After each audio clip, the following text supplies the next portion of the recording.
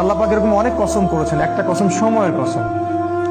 এই যে আমাদের ছেলেমেয়েরা পড়াশোনা করছে, নার্সারিতে ভর্তি হচ্ছে 5 বা 6 বছর বয়সে, 25 বছর পর্যন্ত ঘাড়ে ব্যাগ থাকবেই। অনার্স মাস্টার্স করতে করতে 25 হয়ে যাবে বয়স। এই লম্বা সময়ে সে কোরআন শিখবে না। জেনারেল এডুকেশনের কথা বলছি, কোরআন A to Z শিখবে না, হাদিস শিখবে না, ফিকহ শিখবে না, ইতিহাস শিখবে না, সে ইসলামের যে রাসূলের জীবনী সেটা শিখবে না, সাহাবীদের জীবনী শিখবে না, এগুলো কিছু শিখবে না। 25 বছর পর্যন্ত সে কষ্ট করবে। আমরা যখন জেনারেল লাইনে পড়তাম, আমাদেরকে এক একটা কবিতা, এক একটা গল্প এমন ভাবে পড়ানো হতো, একদম ভেজে ভেজে খাওয়াই দেওয়া হতো। রবীন্দ্রনাথের কবিতা, নজরুলের কবিতা, জীবনানন্দ দাশের কবিতা, শেক্সপিয়ারের গল্প, তারপরে আপনার মাইকেল মধুসূদন দত্তের কবিতা।